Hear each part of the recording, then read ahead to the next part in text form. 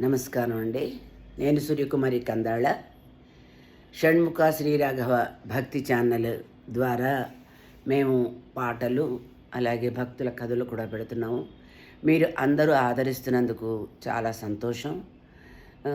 అంటే మనకి కొత్త సంవత్సరం యుగాది పండగే, కానీ సంవత్సరం మారింది కనుక 25 నుంచి 26లో అడుగు పెట్టాం కనుక ఈ కొత్త సంవత్సరంలో అడుగుపెట్టిన సందర్భంగా భగవద్భక్తులకి అందరికీ కూడా మా ఛానల్ తరఫున శుభాకాంక్షలు. ఒక చిన్న విన్నపము.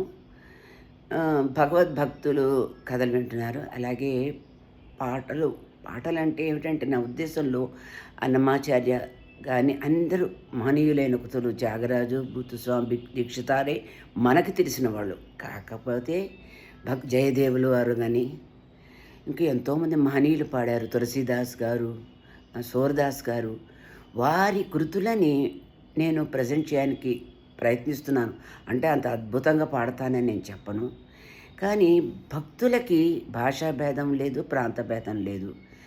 వాళ్ళు పాడారు అంటే వాళ్ళు కేవలం టాలెంట్ చూపించుకోవడానికి పాడలేదు, వాళ్ళు భగవంతుని పొంది పాడారు.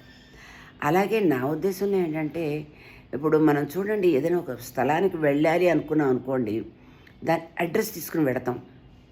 అలాగే ఈ అన్నమాచార్య ప్రాజెక్ట్ వారు ద్వారా మనం ఎందుకు అన్నమయ్య ఎలా అయితే వెంకటాచలపతిని పొందాడు, అలాగే మనం కూడా భగవత్ ఎక్కడికి వెళ్ళినా కథ కంచికే వెళ్ళాలి కదా. ఇక్కడికి వచ్చామంటే ఇక్కడి నుంచి ఎలాగో అక్కడికే వెళ్ళాలి కదా, దారి కూడా తెలుసుకోవాలి కదా. అందువల్ల భగవంతుడికి ఏ ప్రకారంగా మనం ప్రార్థించగలిగితే ఆ ప్రకారంగా ప్రార్థించి స్వామిని పొందాలి. కనుక నేను ఎంచుకున్న మార్గం భగవంతుడు నాకు ఇచ్చిన చిన్న గొంతుతోటి, అదే సుమారుగా పాడగలిగే స్థాయి ఇచ్చిన గొంతుతోటి పాడుతున్నాను. అలా కేవలం అన్నమాచార్యే కాకుండా మిగతా మహనీయులైన భక్తుల పాటలు కూడా విని ఆదరిస్తారని భావిస్తూ సెలవు తీసుకుంటున్నానండి. మరొక్క మారు మీ అందరికీ కూడా మా షణ్ముఖ శ్రీరాఘవ భక్తి ఛానల్ తరఫున నమస్కారాలు. ఉంటానండి.